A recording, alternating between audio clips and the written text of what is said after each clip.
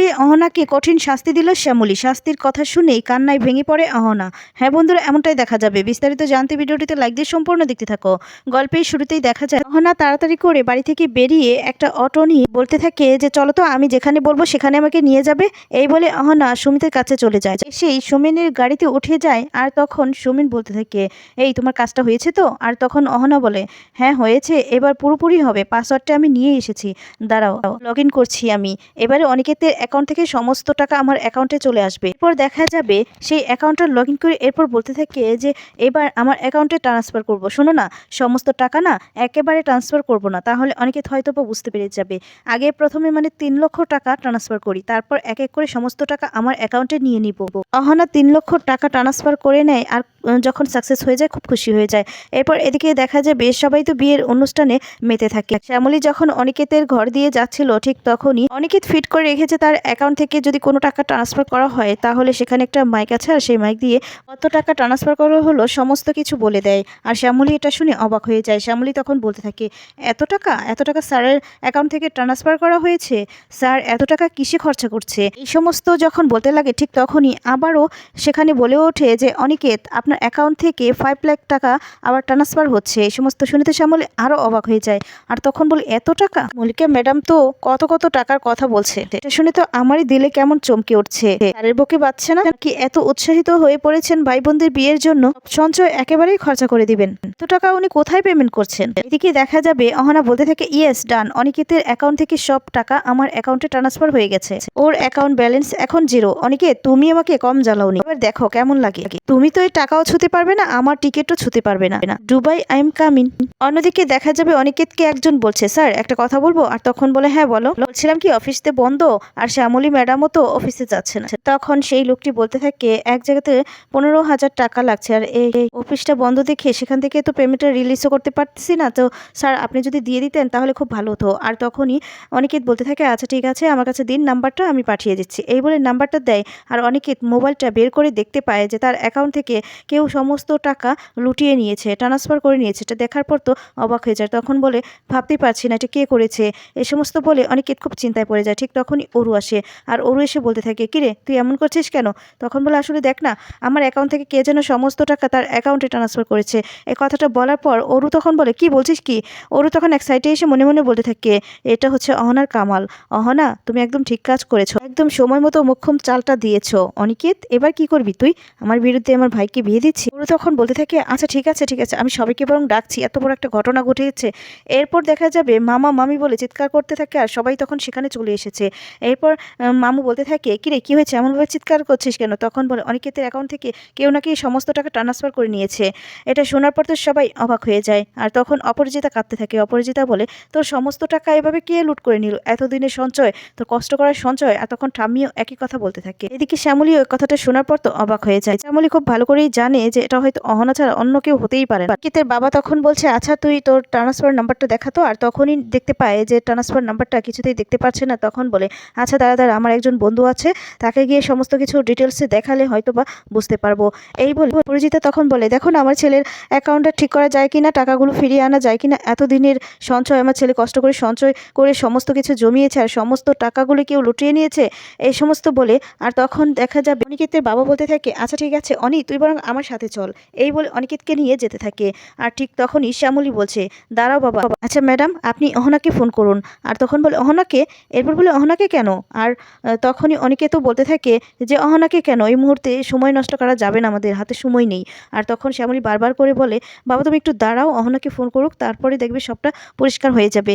এই বলে অনিকেত কিছুতেই মানতে চায় না। অনিকেত বলে, এখন অহনাকে কেন? অহনাকে তো পরেও কল করা যাবে। আর তখন বলে, স্যার আগে কল করুন না, তারপর দেখুন না। আর তখন অনিকেতের বাবা বলছে, শ্যামলী যখন বলছে তার মানে কোনো একটা কারণ আছে, আচ্ছা তুমি বরং ফোনটা করে নাও। এই বললে অপরাজিতা কল করে। এদিকে দেখা যাবে অরু তখন ভয় পেয়ে যায় আর বলতে থাকে, উফ শ্যামলীটাও না, অহনাকে আমার যেভাবেই হোক সাবধান করে দিতে হবে। এদিকে অপরাজিতা ফোন করেই যাচ্ছে, কিন্তু অহনার ফোনটা কিছুতেই লাগছে না, অহনা ফোনটা ধরছে না। শ্যামলী তখন বলে, তার মানে আমার সন্দেহটাই ঠিক। অনিকেত বলে, শ্যামলী আপনি কি বলছেন? আমার না কিছুই মাথায় ঢুকছে না। মানে অহনার নাম কোথা থেকে আসছে?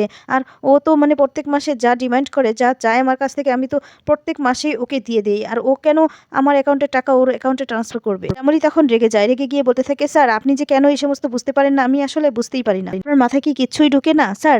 অহনার না কোনো ইচ্ছেই নেই আপনার আদরের প্রেমিকা হয়ে থাকার। আপনি তো কখন ভালোবেসে দুটো আবদার মিটাবেন সেই অপেক্ষায় থাকে না অহনা। ও এখন সুমিতকে দেখেছে, সুমিত বড়লোক, ওর দুবাইতে বাড়ি, অনেক টাকা আছে সুমিতের, আপনি কেন বুঝতে পারছেন না?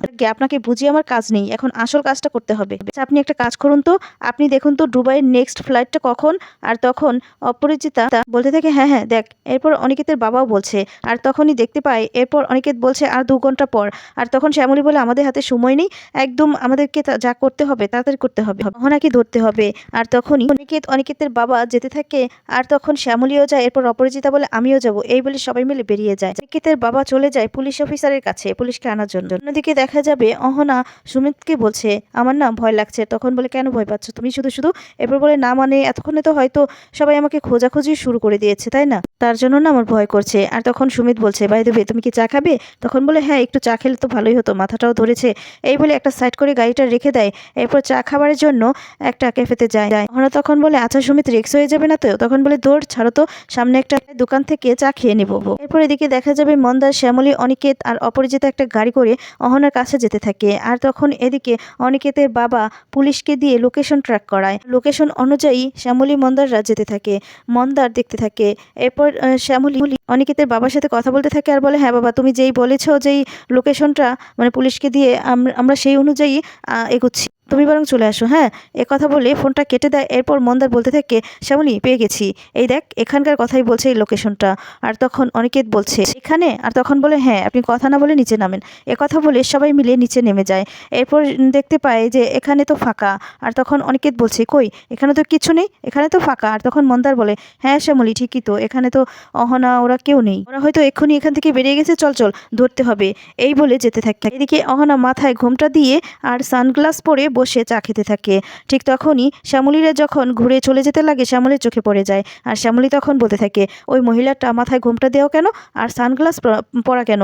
এই রাতের বেলা সানগ্লাস কে পরে? এই বলে মন্দারকে নিয়ে যেতে লাগলে অনিকেত তখন বলছে, এই শ্যামলী আপনি কোথায় যাবেন না এখন? আপনি জানেন এই সমস্ত কেস মানে একজনকে শুধু শুধু জেরো করাটা একটা পুলিশ কেস হতে পারে। আর তখন শ্যামলী কিছুতেই মানতে চায় না, জোর করেই সেখানে চলে যায়। আর গিয়েই তখন দেখতে পায় অহনাকে। অহনা তো শ্যামলীদেরকে দেখে ভয় পেয়ে যায়।